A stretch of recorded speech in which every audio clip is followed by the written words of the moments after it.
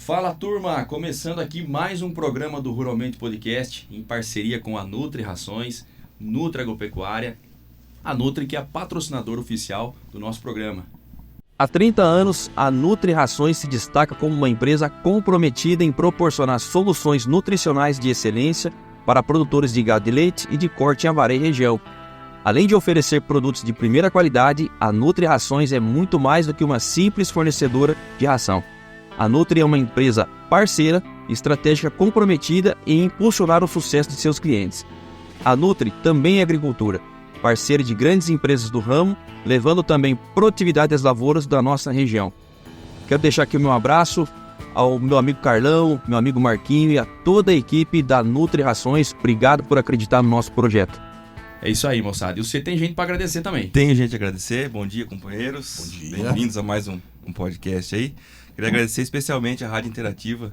Muito obrigado por abrir essas portas para a gente aqui da rádio. É muito importante uma rádio tão grande dessa da nossa região abrir as portas para o agronegócio da região também, né? É, isso. São 49 municípios e mais de 1,5 milhão de pessoas, né? 1,5 milhão de pessoas que gente. a rádio atinge diariamente. Então, a gente está atingindo muita gente aí junto com a Rádio Interativa. É isso aí. Pessoal da rádio, Lucas, o nosso amigo David e toda a equipe, obrigado pelo apoio. E tem mais gente para agradecer. Camila, da E-Solo, que é a mais nova patrocinadora do nosso programa. Então, Camila, muito obrigado. Camila Guedes, pessoal da toda a equipe da E-Solo, muito obrigado por acreditar no nosso projeto.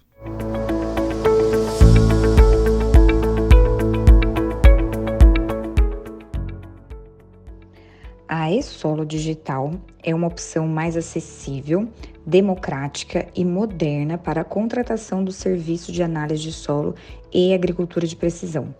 Você entra em nosso site, escolhe o tipo de serviço e análise e já consegue visualizar o preço de acordo com as opções selecionadas. Após a contratação, nossa equipe especializada de técnicos irá até a sua propriedade fazer a coleta das amostras de solo. Essas amostras serão enviadas para o laboratório e, após a liberação dos resultados, realizamos o processamento de dados com nossa tecnologia avançada e entregaremos os relatórios detalhados de forma digital. Nossa equipe está sempre à disposição para fornecer suporte e orientação. Queremos garantir que você tenha a melhor experiência.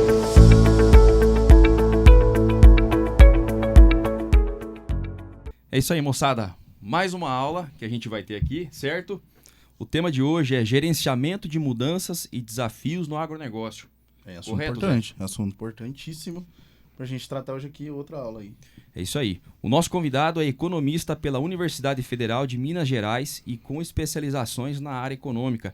Possui grande experiência como executivo no setor privado, público e terceiro setor, onde ocupou funções de CEO e de diretor responsável por recursos humanos e gestão, dentre outras posições.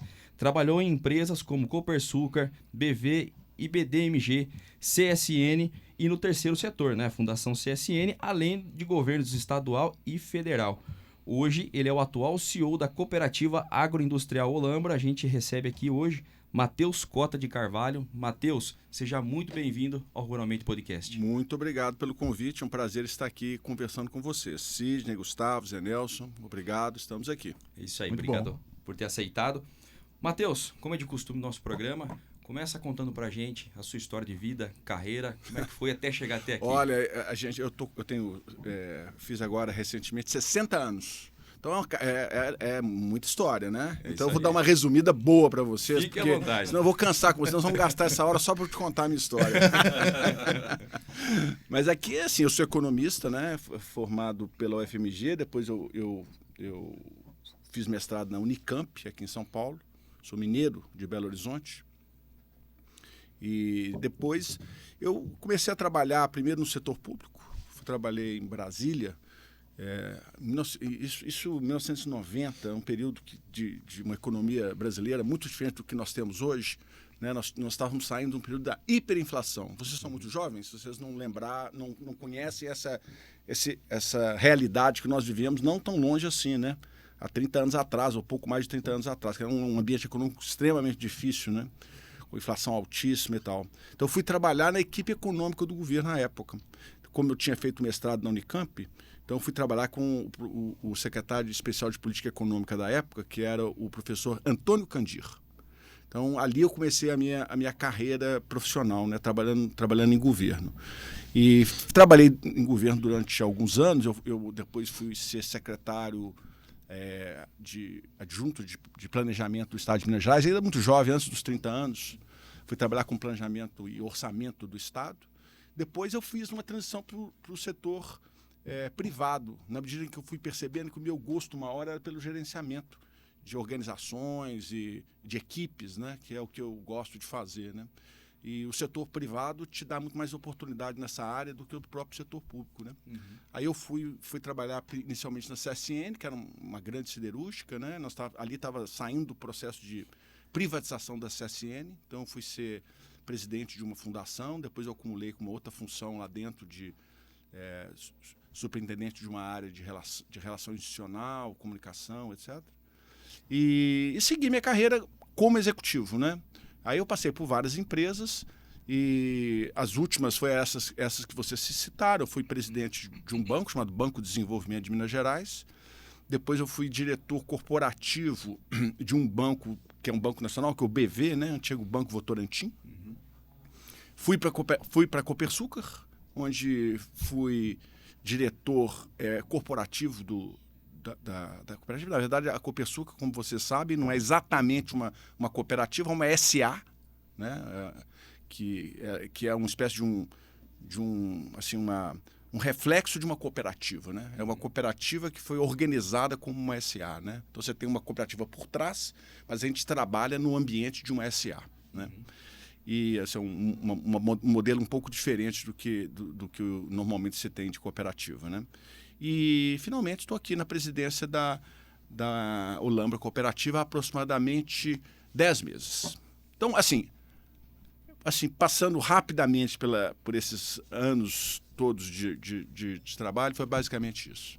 Legal. E antes da gente entrar assim, na questão da Cooperativa Olambra, né, que a gente tem bastante coisa para falar aqui, que é uma curiosidade que a gente tem, né? Outros diretores já passaram por aqui, pessoas que trabalham com gestão. Perfeito. É uma pergunta que a gente sempre recebe, né? Como que você reagiu ao seu primeiro cargo como gestor? Como é que foi lá no começo? Que ótimo. Boa pergunta, Sidney. Você sabe que quando eu fui assumir a minha primeira função, eu assumi uma função no governo. Eu era muito jovem, 26 anos, e eu tinha a função de ser o diretor, o responsável pelo orçamento do Estado de Minas Gerais. Então você vê. Eu era muito jovem, responsabilidade grande. Muita responsabilidade. Eu tinha que elaborar o orçamento, né? Tecnicamente, a elaboração do orçamento, e tinha que fazer a negociação com os secretários de Estado e com a Assembleia, né? Então tinha que ir à Assembleia, tinha que defender, tinha que discutir com os deputados, muito jovem ainda, né? E me lembro que o desafio, acho que um dos desafios que eu mais enfrentei no início foi exatamente esse desafio de você alinhar as pessoas em torno dos objetivos comuns, né? Eu acho que tem isso para dentro da organização, né? Você deixar todo mundo com uma visão similar, né? E eu sempre tive assim, um espírito de procurar aprimorar aquilo que estava sendo feito, né? Então, logo que naquela época, a gente estava no processo de informatização do nosso orçamento. O orçamento era feito à mão, em grandes tabelas que eram colocadas nas mesas. Imagina, um orçamento de um estado como Minas Gerais, né? Pequeno, né? Uma loucura, né? Era tudo feito à mão. Então, nós iniciamos o processo de informatização e de colocar tudo isso em sistemas. Então, foi um processo de transformação já ali, né? Que nós fizemos. E acabou sendo muito assim, recompensador. Eu tive, assim, aprendi bastante e também percebi, né, que no setor privado eu seria mais realizado, digamos assim, né, porque o setor público te limita muito como gestor, né? Uhum. Tem muitas amarras, muita legislação, você não pode tomar... A gestão de pessoas é bem mais complexa, né? Então, ali eu percebi que eu precisaria fazer uma transição para o setor privado, que era onde eu encontraria as melhores condições para desenvolver aquilo que eu achava que eram as minhas melhores características, né? Bacana. Muito bom. Mas a gente agora entra num assunto aqui para falar efetivamente aqui da nossa região, né? Da cooperativa, da atuação da cooperativa. Perfeitamente. Então, a gente queria saber, Matheus, qual que é a expressividade hoje da Olambra aqui na nossa região. E eu queria que você falasse também um pouco da sua atuação como CEO dentro da cooperativa. Olha, eu acho assim, primeiro que eu acho que o que foi desenvolvido aqui nos últimos 60 anos é espetacular, né? Eu sempre cito, assim, dos vários ambientes em que eu frequento, né? Eu não sou da região, né? Eu sou mineiro, estou há 10 anos em São Paulo, aproximadamente, quando eu vim trabalhar inicialmente no Banco Votorantim. Então, eu sou um mineiro que vive em São Paulo com minha família, né, há 10 anos. Então, eu não conhecia tão bem, assim, digamos assim, a realidade, principalmente do interior de São Paulo, né? Então, para mim, tudo isso tem uma certa novidade, digamos assim, esse ambiente que eu tenho estado atualmente, né? E eu me surpreendi muito com o que eu encontrei aqui, no sentido, não só do sentido do que é hoje, o Olambra Cooperativa e toda a realidade em torno dela, né? Porque não é apenas a cooperativa, é todo, digamos assim, o ecossistema que existe em torno do agronegócio aqui nessa região, né? Mas eu me surpreendi em saber também como as mudanças ocorreram nos últimos 50 anos, né? Me chama muita atenção essa ideia do Vale da Fome, né? Como eles denominavam essa região, né? E como em 40, 50 anos, né, um período relativamente curto, houve uma transformação dessa ordem, né? E como a gente conseguiu, de alguma maneira, criar uma sociedade, que é uma sociedade, quando você compara com outras regiões do Brasil, relativamente desenvolvida, né? É claro que, longe de mim dizer que nós estamos com todas as nossas questões equacionadas aqui, não estamos, mas nós avançamos muito nessa região, né?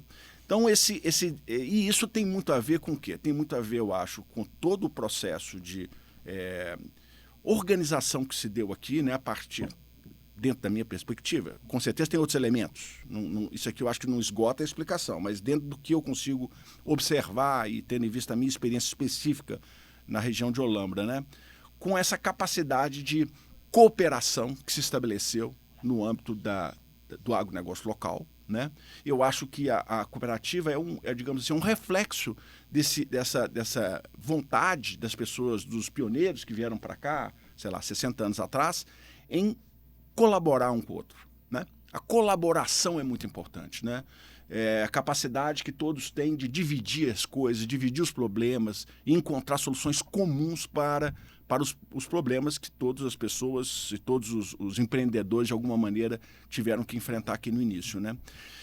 E eu acho que o que ocorreu é que nós desenvolvemos aqui, de fato, um ecossistema, digamos assim, extremamente interessante, né? Em que a cooperativa tem um papel fundamental, evidentemente, mas que todos os empreendedores da região, os que sobreviveram, né, tem um processo aí, digamos assim, de seleção natural que ocorreu nesses últimos 50 anos, né? Alguns saíram, mas os que conseguiram passar pelas dificuldades de fazer um negócio no Brasil, porque é extremamente difícil, né? Eu costumo dizer que o empreendedor quase que mereceria uma estátua em cada praça do Brasil, deveria ter uma estátua para o empreendedor, porque é ele que corre o risco, é ele que contrata, é ele que é cobrado pelos resultados, e ainda as pessoas muitas vezes não reconhecem esse esforço que é feito, né? Então, esses empreendedores que sobreviveram acabaram, depois de 40, 50 anos, construindo uma coisa muito robusta, né? Um sistema robusto. Um sistema em que eles são capazes de lidar com todas as dificuldades circunstanciais por uma série de mecanismos que foram criados. Por exemplo, a existência do sistema de pivô, por exemplo, né, garante uma certa resistência ao problema do tempo, da chuva, da falta de chuva, né? O fato de que eles trabalham com várias culturas garante a eles a possibilidade de alguma forma, quando uma não vai bem, a outra vai bem. Então, o sistema é um sistema robusto, além da cooperação entre eles, que permite que um possa, numa situação de dificuldade, ajudar o outro. Acima de tudo, tem a cooperativa, que também funciona como um mecanismo de apoio, suporte, e inclusive para aqueles que em determinados momentos passam por algum tipo de dificuldade, né? Então é um sistema que se desenvolveu a partir de um ambiente que não era o melhor, baseado num clima de cooperação mútua, e que acabou gerando um ecossistema muito robusto, capaz de enfrentar situações de enorme dificuldade. Então eu vejo como um exemplo que deveria ser observado em outras regiões do Brasil. Matheus, o legal, uma coisa que você disse agora, que o empreendedor ele merece um prêmio, né? Ele merece ser tratado como um herói. Sem dúvida. E a gente, atrelado a isso, a gente tem que incluir os produtores rurais, né? Que são empreendedores, sem dúvida, assim como tantos outros que a gente vê no nosso país. Para quem acompanha a história e se interessa pelo assunto de cooperativismo, sabe que em 1844, né, no bairro de Rochdale, em Manchester, na Inglaterra, surgiu o termo do cooperativismo, né, com 28 tecelões ali que se juntaram para poder aumentar o seu poder de compra, e ali eles perceberam que eles colocaram as pessoas no centro do negócio antes mesmo do lucro. Você acha que esse conceito é o mesmo nos dias de hoje ou esse conceito sofreu alterações? Olha, eu acho que é um sistema baseado na relação entre as pessoas, né? Nesse sentido, ele é centrado, sim, no indivíduo, né? Vamos dizer, você tem que ter, como eu falei, quando eu comecei a falar aqui, né?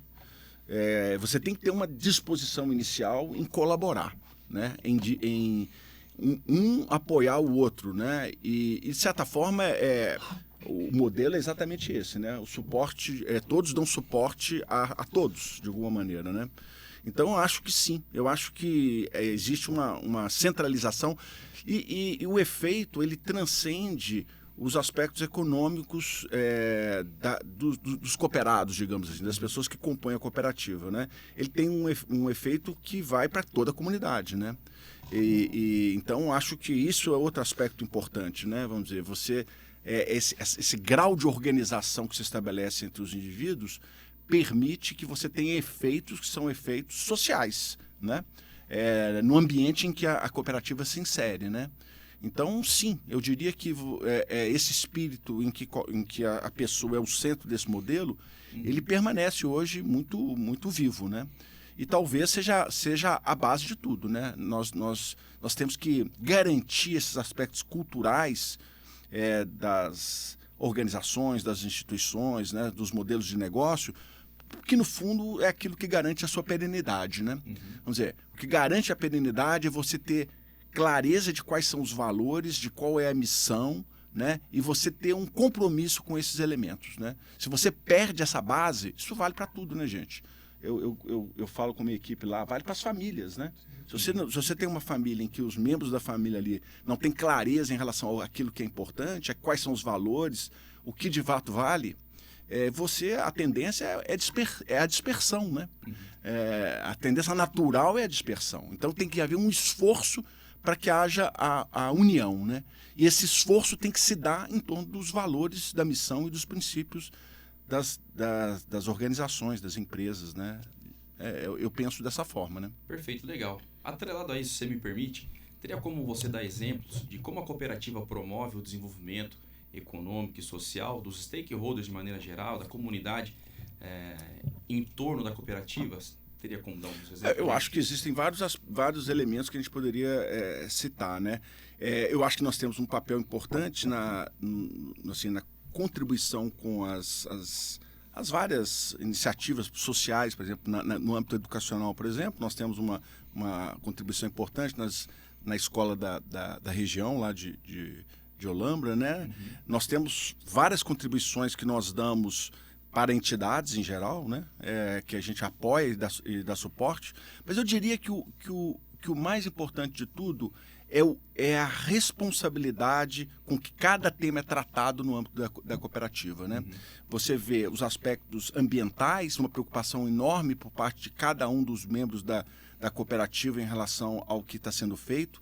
Você vê a forma como os colaboradores são tratados, buscando exatamente seguir todos os princípios que regem uma relação adequada que se deve ter com o seu colaborador, né? Não existe nada demais nisso, digamos assim, é uma obrigação nossa, mas isso é seguido com muita responsabilidade, né? Então eu acho que esse ambiente de responsabilidade, esse ambiente de percepção de que nós temos um impacto no ambiente social, de que nós temos uma corresponsabilidade pelo que ocorre no entorno e pelos efeitos da nossa atuação, eu acho que essa cultura ela é marcante e acaba que a repercussão, eu acho que essa que todos nós somos capazes de observar pelo grau de desenvolvimento que nós atingimos nessa região, né? Perfeito. Então, antes da gente cuidar da empresa, né, que a gente está inserido, a gente precisa cuidar da comunidade em volta, né? A comunidade precisa estar bem para que a empresa vá bem também. Eu acredito que sim, né? Eu acho que ninguém quer estar inserido num ambiente em que é um ambiente em que existam problemas graves que não são observados e tratados, né? Eu acho que todos nós, seja como pessoa jurídica, seja como indivíduos, devemos ter um olhar para o que ocorre no nosso entorno e devemos, na medida da nossa possibilidade, procurar contribuir, né? Eu acho que a cooperativa tem feito isso ao longo desses últimos 60 anos, né? Tem tido esse tipo de preocupação, esse tipo de olhar para a comunidade, né? Que permitiu a gente desenvolver de uma forma mais equilibrada, né? Eu observo que essa região é uma região que, é claro, nós vivemos um país extremamente desigual, né? Mas eu observo que aqui, talvez, nós tenhamos um nível de desigualdade um pouco menor, né? Eu observo, por exemplo, que também o nível de violência da região, né? Eu que vim de São Paulo, também é abaixo daquele que a gente observa em São Paulo, né? A gente não vê muita miséria absoluta, né? A gente vê, evidentemente, a pobreza, porque existem desigualdades, mas a miséria absoluta a gente não vê na região, né? Então, são todos sinais de que o grau de desenvolvimento obtido e a maneira como as pessoas lidam com as questões aqui no ambiente social, e eu acho que tem a ver com essa ideia de cooperação, essa ideia de corresponsabilidade, o resultado social acaba sendo muito, muito positivo, né? Perfeito. Sim, muito bom. O desenvolvimento, acho que regional, que o modelo cooperativista ele traz para a comunidade em geral, né? Ele acaba sendo diferente até de empresas, né? Que a gente tem algumas localidades que existem empresas, né, com modelos de negócios tradicionais que impactam no desenvolvimento social, mas o cooperativismo em especial, ele é um modelo que beneficia muito mais, né? E ele, por conta disso, tem uma responsabilidade muito maior para isso, né? Eu penso assim, né, a cooperativa, ela tem tem que ter a sustentabilidade, tanto financeira, tanto ambientalmente, a gente fala do agronegócio, e tanto social, né? Então você tem que gerir muito bem esse tripé, assim, digamos assim. O tripé. Tem que andar junto, ESG, né? como se diz hoje em dia. Exatamente isso. Então, a responsabilidade da cooperativa é muito grande. Né? Exatamente. Eu acho que isso hoje quase que um requisito também do nosso negócio, né? As multinacionais cada vez mais exigem esse tipo de demonstração de que a gente respeita as questões ambientais, que você tem você dá suporte social na região que você trabalha, você trata o seu empregado direto e indireto de maneira correta, que você tem princípios éticos que você segue. Tudo isso hoje em dia é um requisito para você trabalhar com grandes empresas. Os nossos clientes são grandes multinacionais, são tradings que vendem no mercado internacional. Então, você ter tudo isso organizado, estabelecido e com capacidade de demonstrar, não basta ser nesse ambiente, né? Você tem que ter também capacidade de demonstrar isso. É essencial para que você consiga atingir esses mercados mais sofisticados, como os mercados que nós atingimos, né? E também o mercado financeiro, gente. Cada vez mais o mercado financeiro cobra das organizações esse tipo de demonstração, esse tipo de responsabilidade. Para nós isso não é problema, porque isso está inserido no nosso DNA, né? Nós não temos que fazer nenhum tipo de atitude que seja diferente daquela que é a atitude natural dos nossos cooperados e das pessoas que compõem a cooperativa Olambra, né? Bom, e quando a gente fala de pessoas, né, a gente veio falando agora, percorrendo por alguns assuntos, e a gente deu um foco bem interessante em pessoas, né? A gente fala em pessoas, a gente traz para a cultura organizacional, a cultura que existe dentro de uma organização. Matheus, para você, quais são os pilares mais importantes, né, os pilares culturais mais importantes para um negócio de sucesso? Boa pergunta, Zé. Eu acho que a confiança é o que junta todas as partes de uma organização. O que é uma organização? Uma organização é um conjunto de pessoas que estão distribuídas num determinado... Hoje em dia nem mais sede única tem, né? As pessoas estão espalhadas, né? E elas têm ali um objetivo comum, né? E que elas devem atingir, né? Cada empresa tem a sua missão, o seu objetivo.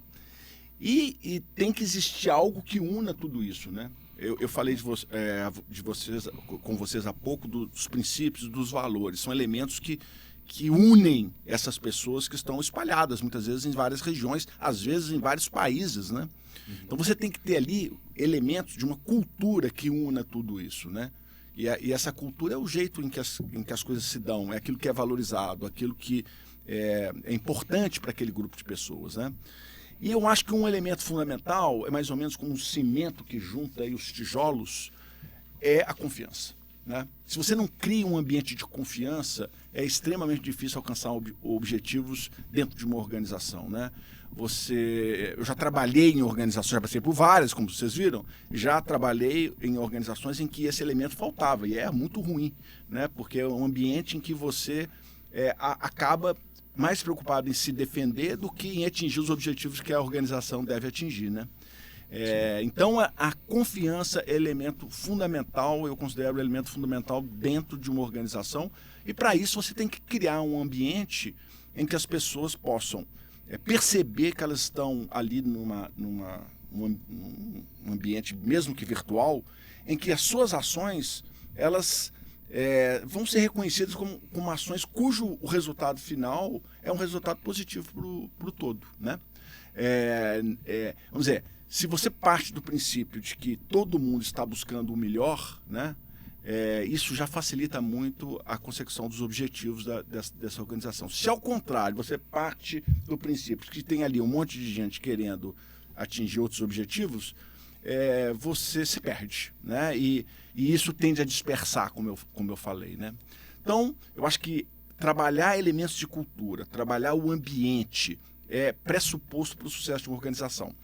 Isso, associado com o talento individual, com a iniciativa individual, que também ela é importante, cria aí as condições para que a gente possa atingir resultados superiores, né? Então, um bom ambiente de trabalho, respeito, confiança, né? Clareza em relação aos valores, clareza em relação aos princípios que são fundamentais, né? E espaço para que o talento se manifeste, né?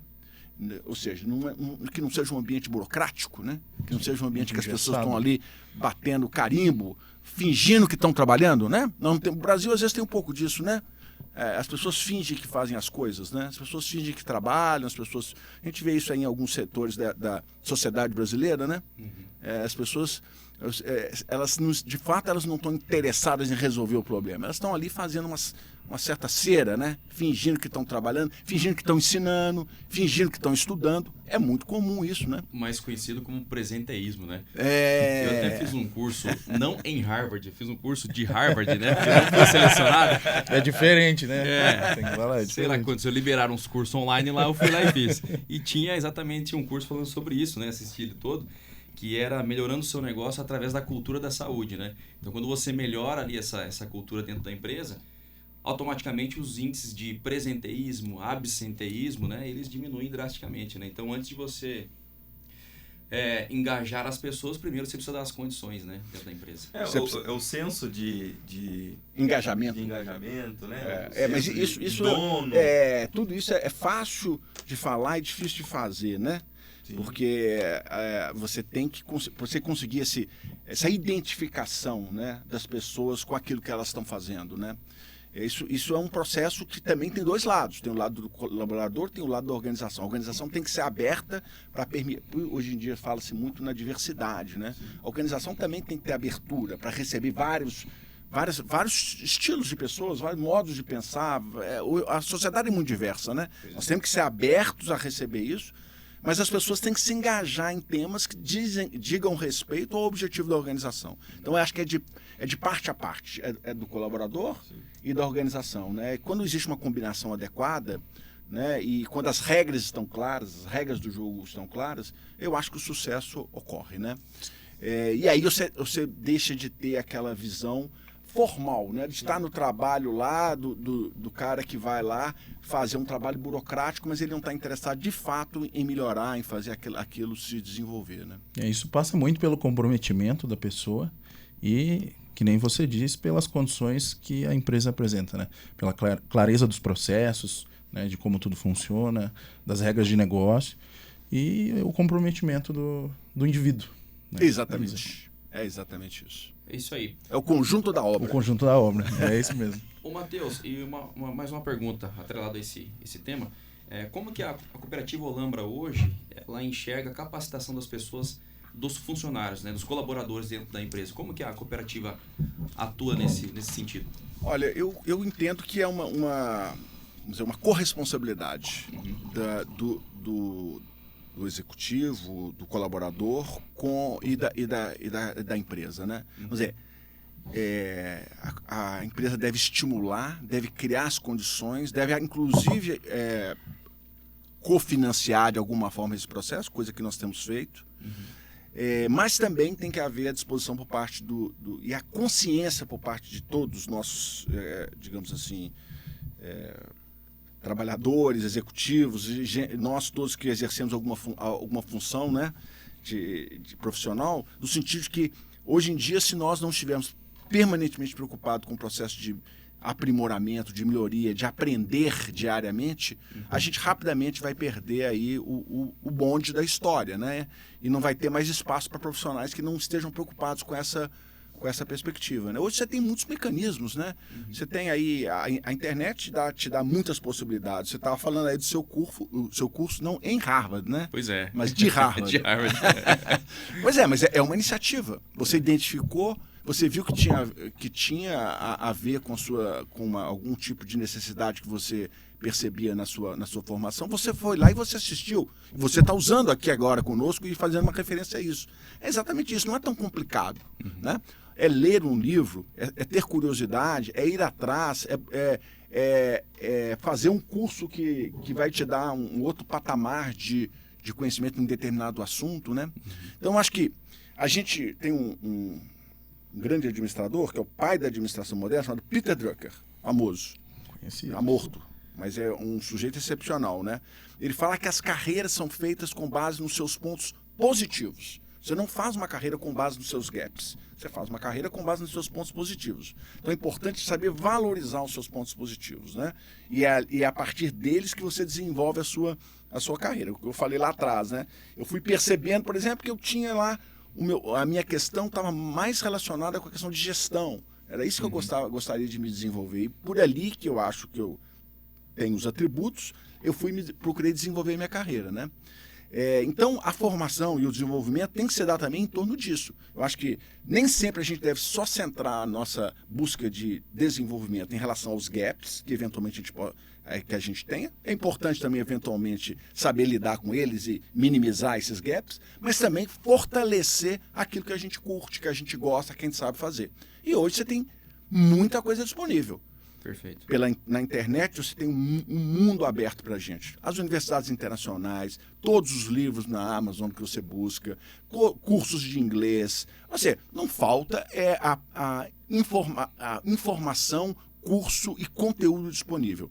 Tem que haver a disposição do indivíduo em se desenvolver e tem que ver. E a empresa tem o papel de estimular e, eventualmente, cofinanciar esse processo. É assim que eu vejo. Boa forma de ver.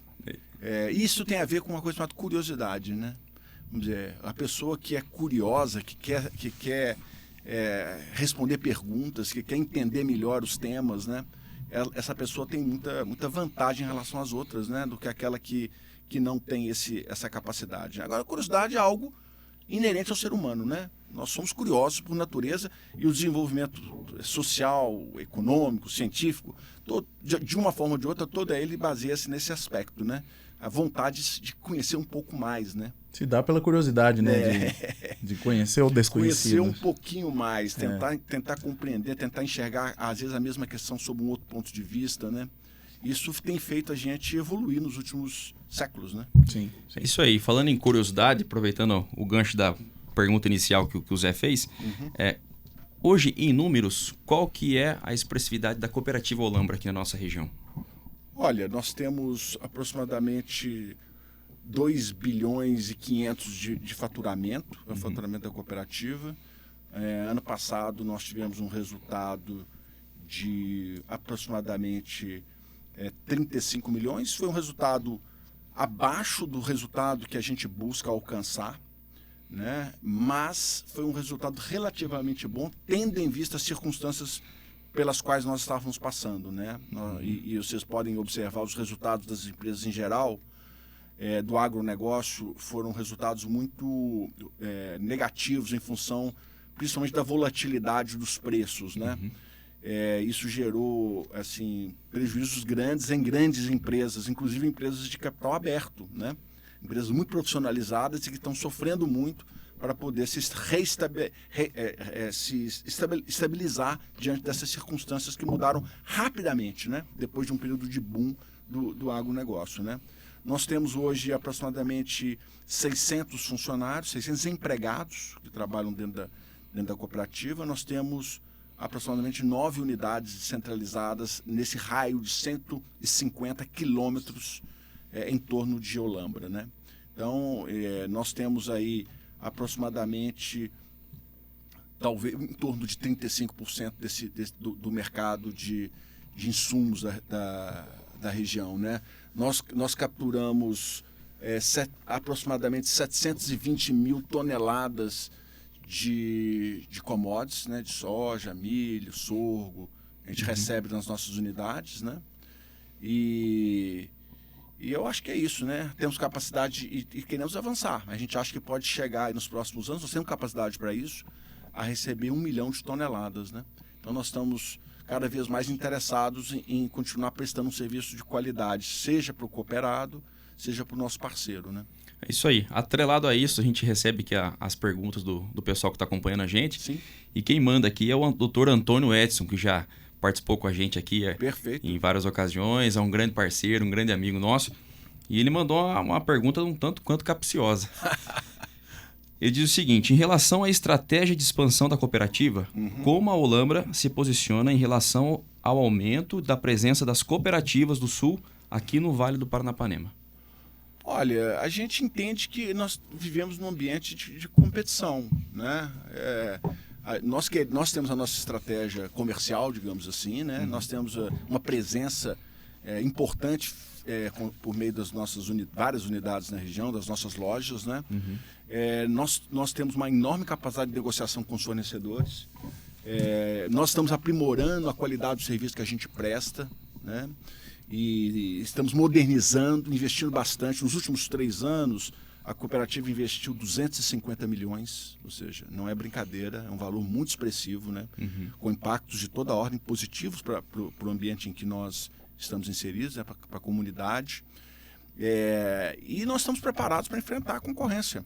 Vamos dizer, nós acreditamos que nós cada vez mais devemos crescer a nossa participação no mercado regional. Isso é uma barreira natural à entrada de outros competidores, né?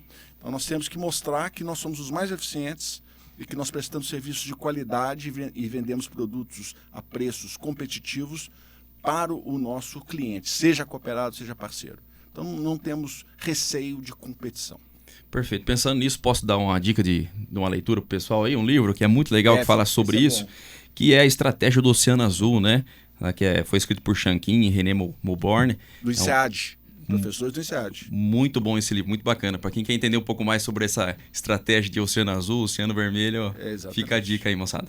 Isso aí. E frente a isso, Matheus, frente a essa competitividade nesse mercado do agro, né? Nosso mercado regional aqui do agro, quais os principais desafios que você acredita para os próximos anos para que você consiga aumentar esse market share, né, nesse mercado competitivo que a gente tem? Olha, a gente trabalha num ambiente muito, muito dinâmico, né? As condições mudam com uma velocidade muito alta, né? Tudo muda. O agronegócio, por natureza, ele é cíclico, né? É dinâmico e cíclico, né? Então você tem que lidar com essa circunstância de um mercado muito que muda, e você tem que ter capacidade de se adaptar a essas mudanças, né? O mercado de insumos em particular, ele tem passado por transformações. Então nós temos que estar atento ao que ocorre no mercado para que a gente possa estar preparado para enfrentar as novas formas de competição que vão progressivamente surgindo, né? Então essa é uma preocupação, como o mercado vai se transformar e nós termos capacidade e agilidade para nós continuarmos a ser competitivos num ambiente em que as margens são bem estreitas, né? Nós já trabalhamos com margens que são margens estreitas, não é um negócio de grandes margens. Então você trabalha ali com uma margem relativamente estreita num ambiente de mudanças permanentes. Então exige atenção, né? Então eu acho que o fato de nós estarmos nesse ambiente do agronegócio, e em particular no ambiente de venda de insumos, exige por parte da cooperativa prontidão para saber reagir diante das várias circunstâncias que podem nos surpreender, né? Então, assim, ter um negócio que seja, portanto, robusto, né? Capaz de lidar com as várias incertezas com as quais nós lidamos, né? É importante. Então, a gente tem essa preocupação de ter uma condição, digamos assim, financeira, uma condição de competências internas, uma organização interna, sistemas, tudo isso que garanta que a cooperativa vai estar preparada para lidar com esse mercado que é tão volátil e incerto. Então, eu acho que continuar um processo de desenvolvimento da cooperativa, né, para lidar com essa circunstância, eu acho que é um desafio que nós temos com certeza e que nós devemos estar atentos, né? Eu acho também que, como vocês bem sabem, existe hoje, por exemplo, as questões climáticas, como elas têm afetado toda a produção, né? Então nós temos também que estar atento e procurar saber como lidar com essas questões, né? Então, por exemplo, uma maior aproximação com a assistência técnica é uma coisa que nós temos uma preocupação grande, né? Nós achamos que devemos ser capazes de criar uma base de dados que nos permita lidar com as várias circunstâncias de mudança que estão ocorrendo na questão do ambiente, digamos assim, em que nós estamos inseridos, da questão climática, etc., né? Então, nós estamos fazendo um esforço de nos aproximar da OLAG, né, que é a assistência técnica principal que nos atende ao cooperado, e, de certa forma, isso permitir que a gente possa lidar com todas essas circunstâncias que têm a ver com o fato de nós termos aí uma indústria a céu aberto, como estamos sempre falando, né? A fidelização dos nossos clientes, né? A percepção de que o trabalho que a gente desenvolve é um trabalho de qualidade e que a fidelização garante aí condições especiais. Estamos também preocupados em fidelizar o nosso cliente. Diante dessa competição que a gente enfrenta, né? Então, a percepção de valor por parte do nosso cliente, fidelizá-lo, né? Transformá-lo numa pessoa que reconhece que deve valorizar o trabalho feito pela Olambra Cooperativa, é outra ação que nós estamos tomando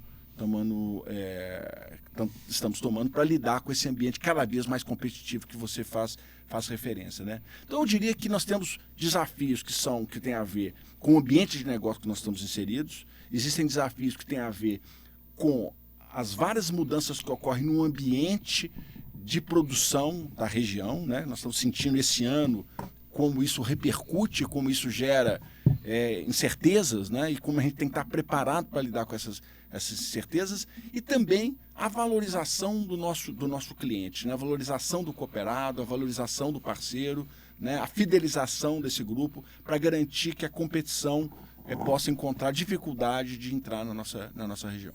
Perfeito. E como você disse, né, sobre as incertezas, né, que nós enfrentamos hoje, seja ela volatização dos preços, né, agora até mesmo esse ano, a produtividade, né? Quais trabalhos que a Cooperativa Olambra desenvolve voltada para o produtor, né, para poder visando mitigar esses riscos, né, que estamos inerentes, né? Estamos expostos, né, vamos dizer assim. Quais trabalhos que a Cooperativa Olambra desenvolve pensando no produtor? Olha, eu acho que o nosso objetivo permanente é o produtor, né? A razão da nossa existência, digamos assim, é o produtor, né? Uhum. Nós temos, primeiro, uma responsabilidade grande, porque nós somos os responsáveis por oferecer a eles todos os insumos necessários às suas várias produções durante o ano, né? E isso exige de nós uma enorme capacidade de organização para que a gente possa oferecer a solução adequada, e por isso a aproximação com a assistência técnica é tão importante, né? Evidentemente, eles também são muito bem informados, de uma maneira geral, né? O cooperado, principalmente, o parceiro também, né? Cada vez mais bem informado, mas nós também podemos auxiliar numa venda mais técnica, né? E para isso nós temos que ter conhecimento e uma equipe muito bem preparada e bem conectada com a assistência técnica, né? Para que a gente possa oferecer as melhores soluções para eles, nas várias culturas, nas melhores condições, né? De maneira que eles se tornem cada vez mais competitivos, né? Isso exige de nós uma organização de negociação com os fornecedores, muitas vezes grandes multinacionais, né? Então você tem que se organizar internamente para usar esse poder de compra, digamos assim, que nós temos, para obter as melhores condições para o nosso cliente, né? É o que nós temos procurado fazer cada vez mais, né? Eu acho que essa é uma das dimensões. Uma segunda dimensão que eu poderia chamar é o recebimento do produto do produtor, né? A responsabilidade imensa, né? Como eu falei, estamos recebendo esse ano 720 mil toneladas, né? Nas nossas várias unidades, né? Em toda a região. Isso exige receber, manipular, né, adequadamente, fazer todo o tratamento, a secagem e guardar e oferecer a eles também as melhores oportunidades de venda, né? Não apenas a venda tradicional, mas também possibilidades, por meio de uma mesa de negociação, de vendas que permitam a ele capturar eventualmente ganhos futuros, né? E então formas alternativas de comercialização da produção, que é uma maneira que dá liberdade ao produtor de definir a melhor hora de vender e de capturar eventuais aumentos que possam ocorrer na commodity, que os preços variam com muita rapidez, né? Então essa inteligência no processo de venda do produto do nosso cliente é algo que nós estamos muito atentos e procurando desenvolver cada vez mais, né? E já digamos assim, os nossos clientes já de alguma maneira se beneficiam desse tipo de iniciativa da cooperativa. Eu acho que o terceiro ponto é nós começarmos cada vez mais a gerenciar as informações do nosso ambiente, no ambiente em que nós estamos inseridos. Nós temos uma preocupação grande em investir mais em tecnologia, investir mais em plataformas que permitam a gente gerenciar as informações para antecipar necessidades, para antecipar problemas que porventura possam ocorrer, né? E capturar informações que estão espalhadas na região. Eu acho que você tem mecanismos hoje, por exemplo, através da inteligência artificial, né? São maneiras que você tem de gerenciar informações dispersas e transformar em conhecimento, né? Conhecimento que retorna para o produtor, né? Então, assim, de certa forma, dando um salto qualitativo na relação que nós temos com todos eles, né? É uma preocupação nossa. Então, a cooperativa tem que ter capacidade de estar, eventualmente, um passo à frente, né? Ser aquele elemento, ser aquela organização que vai trazer novidade, aquela organização que vai apresentar sugestões, vai ter proatividade nesse processo. Não mais um modelo antigo, em que era uma coisa mais passiva, mas uma coisa muito mais ativa, né? E com conhecimentos como centro desse processo, né? E para isso precisamos nos preparar tecnologicamente para poder prestar essa qualidade de serviço que eu estou me referindo. Perfeito. E se você me permite, queria mandar um abraço aqui para o pessoal da mesa de negociação lá da Cooperativa Olambra, nosso amigo Arodi, que sempre nos atende, Conrado. Isso aí. A equipe é muito boa. Um abraço, moçada, e obrigado pela parceria. Isso aí. Muito bom. Matheus, frente a todos esses desafios, né, de agora agregar conhecimento, né, frente a esse mercado, novas tecnologias. A gente sabe, como você disse há pouco, a gente comentou, o mercado agro, ele é um mercado de produtos de margens baixas, por ser um mercado de commodities, né? Como você enxerga, para você, como é a ideia de verticalização do negócio, por exemplo? Então, a gente tem algumas empresas que adotaram isso. Como a cooperativa enxerga isso? Olha, eu entendo que nesse momento, nós estamos fazendo uma avaliação. Nós temos algumas ações na área, digamos assim, que são, na verdade, verticalizações. Nós temos ração, né?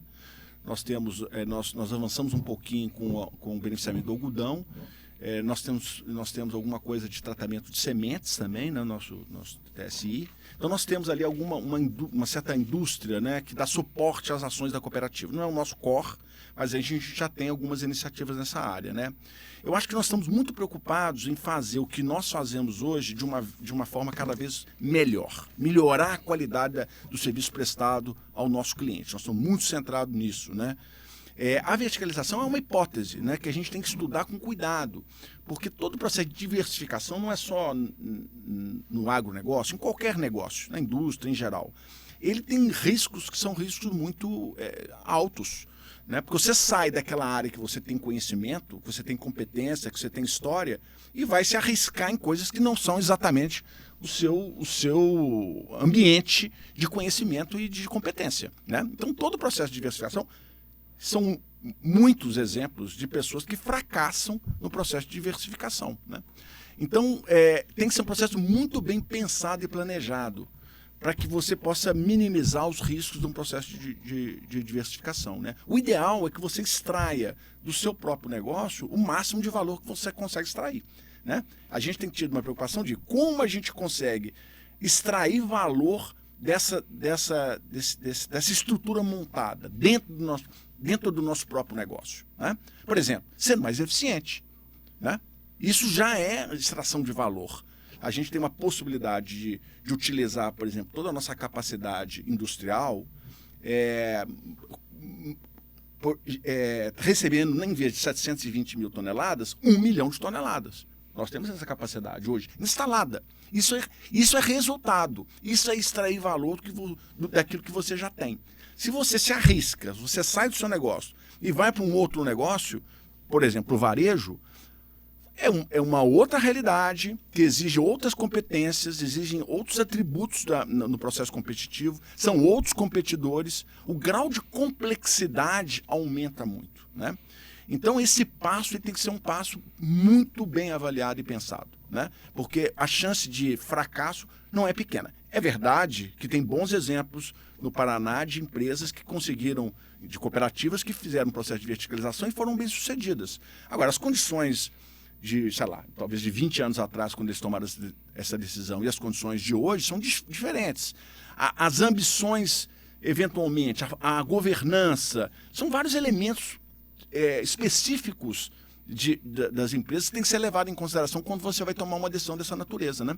Não adianta você tentar mimetizar outras estratégias, sabe? Olhar para outras estratégias e falar assim, não, vou repetir o que foi feito ali. A chance de fracasso é imensa, porque todo o processo de decisão estratégica deve partir da realidade do negócio que você está lidando, das condições que estão ali colocadas, né? Seja de governança, seja de ambição, seja de missão, tudo isso tem que ser considerado para efeito de um processo de diversificação. Ou seja, tem que cuidar do quintal de casa, tem que deixar... Simplificando, da estrutura, isso. Né? Simplificando assim, nós temos que cuidar muito bem do que nós já temos, do que já foi construído, extrair o máximo de valor que essa posição nos dá. Nós temos que viabilizar lojas, nós temos que aproveitar mais nossa estrutura de silos espalhados pela região. Nós temos que usar o que já está colocado para obter resultados cada vez melhor para nós e para o nosso cliente, né? Sempre compartilhando esse valor obtido com o cliente. Na medida que nós temos mais capacidade de obter resultados positivos, melhoramos, investimos mais, né? Somos capazes de investir mais e isso volta novamente para o nosso cliente. É um ciclo que ele de crescimento e desenvolvimento, né? Agora, se nós gerarmos excedentes excepcionais, e é assim normalmente que as empresas fazem, né? E não tenho mais onde colocar no meu negócio, eu vou falar o seguinte, ou eu devolvo para o meu acionista o recurso, olha, eu não preciso desse recurso, devolvo para o meu acionista, ou eu converso com o meu acionista e falo, vocês querem que eu entre no outro negócio? Né? Aí é o processo de diversificação, né? Vocês preferem que o dinheiro fique com a organização e essa organização vá aplicar num negócio que não é o núcleo do negócio que nós construímos aqui nos últimos 50 anos? Essa é uma decisão estratégica que tem que ser tomada coletivamente, mas principalmente por aqueles que correm o risco, como nós estávamos falando aqui, que é o empreendedor. Exatamente. Né? É o empreendedor que corre o risco. Em última análise, não é o executivo que corre o risco. Em última análise, quem corre o risco é o empreendedor. Na verdade, acho que a diversificação só vai entrar em pauta algum dia, né? Desde que haja necessidade de algum cooperado ou de mais cooperados terem a necessidade daquilo, né? Para colocar na pauta da cooperativa para ver se é viável ou não, né? A lógica da cooperativa parte desse princípio, né? De que os cooperados devem apontar o rumo. Perfeito. Não somos nós, executivos, que apontamos o rumo. Nós sugerimos, nós apresentamos alternativas, nós estudamos os temas e levamos para que eles possam decidir. Mas a responsabilidade de apontar o rumo é do cooperado. Perfeito. Matheus, como a gente disse no começo, nosso tempo é curto, né? E a voa. Ruralmente falando, né? Ruralmente falando. Para a gente encerrar, tem uma pergunta que a gente sempre faz para todo entrevistado. Que conselhos você dá para aquela pessoa que deseja se tornar um gestor eficiente, um gestor de sucesso? Conselho é um negócio difícil de dar para os outros. Mas eu diria o seguinte, eu acho que uma boa formação, né, eu acho que ela é importante. Não apenas a formação específica, mas a formação geral, né? Quer dizer, nós estávamos falando da curiosidade, né? Sim. A curiosidade permite a gente conhecer várias coisas, né? Vários temas. Tudo isso vai completando, vai dando o chamado repertório para o indivíduo, né? Capacidade que ele tem de lidar, principalmente à medida que ele vai, digamos, ascendendo na estrutura hierárquica de uma organização. Essa visão geral dos temas é um ativo muito importante que deve ser valorizado, né? Então, essa diversidade de conhecimento de temas e de perspectivas é importante para quem exerce uma função de gestão, principalmente à medida em que ele vai ascendendo dentro da estrutura. Eu acho que esse é um elemento, né? Uma boa formação, curiosidade, vontade de aprender vários temas, permanentemente buscando conhecer e aprender, né? Não adianta, como antigamente, o cara fazia lá 4 anos de curso e depois nunca mais tocava no livro, né? Antigamente era assim, né? Perfeito. Hoje não dá. Hoje as coisas estão mudando muito rapidamente e nós temos que ter, portanto, essa capacidade de estar permanentemente estudando, né? Esse é um lado. E eu acho que existe um outro lado, que é o lado do relacional, né? Um gestor, ele faz as coisas através dos outros, né? Ele é um gestor de grupos, de pessoas, né? Então ele tem que estar preparado para isso, né? E isso é mais sutil, né? Essa preparação é mais sutil, né? Então se é uma pessoa que tem uma boa capacidade, um bom equilíbrio, uma boa capacidade de lidar com pessoas diferentes, que tenha capacidade de trabalhar sob pressão, né? Capacidade de engajar pessoas, né? De apontar caminhos, né? Vamos dizer, exercer plenamente o papel de liderança. Todas essas são capacidades que devem ser desenvolvidas e estão muito mais colocadas do lado subjetivo do indivíduo, né? Quer dizer, tem pouco a ver com o estudo formal, tem a ver com um desenvolvimento da pessoa como indivíduo, como sujeito, como pessoa. É né? um aperfeiçoamento cultural interno, vamos Eu dizer diria assim. sim, essa é uma forma de colocar, que permite a pessoa juntar esses dois elementos. Uma boa visão do ambiente, uma boa visão de negócio, uma boa visão do negócio específico da empresa na qual trabalha, com elementos que têm a ver com isso que você chamou de aperfeiçoamento cultural interno do indivíduo. Cultural né? interno do indivíduo, exatamente. Essas duas coisas juntas, elas costumam ter como resultado bons gestores. Perfeito. Muito bom. Matheus, muito obrigado por ter aceitado participar com a gente. Foi uma honra. Prazer. Mais Sidney, uma aula. Gustavo, Zé Nelson, eu que agradeço a vocês a oportunidade de estar falando com esse público amplo que vocês têm aí, para a comunidade em geral, e me coloco à disposição. Que vocês precisarem, estou à disposição de vocês. Muito obrigado e muito sucesso. Continue tendo muito sucesso. Muito obrigado para todos nós. É isso aí, moçada. E vamos encerrar mais um programa? Mais um. E voou a hora. Isso aí. E antes de encerrar, queria agradecer a nossa patrocinadora oficial, Nutri Rações, que acredita no nosso projeto. Mandar um abraço também pro nosso amigo Luciano Rossetti e Gilbertinho Leati, do Brasa Prêmio, que estão sempre com a gente aqui, grandes parceiros. E também mandar um abraço pro meu amigo Clebinho Mariotto, da Oficina Picasso, a melhor oficina da região. Só me manja, hein? É isso aí.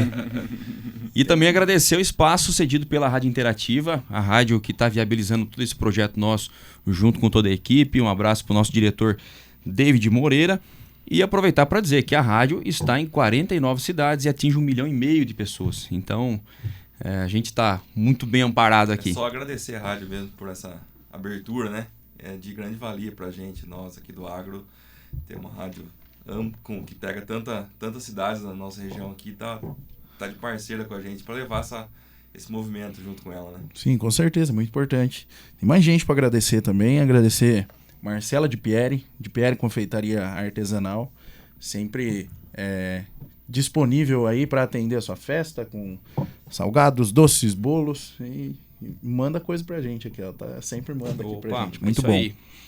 E também agradecer a Camila Guedes, que é a proprietária da E-Solo e agora E-Solo Digital, que é a nossa grande parceira aqui, já esteve com a gente aqui, abrilhantou com uma entrevista, muita informação técnica de qualidade. Então, Camila Guedes e toda a equipe da E-Solo, muito obrigado por acreditar no nosso projeto. Certo, moçada? Certo. Maravilha. Então é isso aí. Esse foi mais um programa do Ruralmente Podcast. A gente se vê. Tamo junto. Um abraço, pessoal. Um abraço.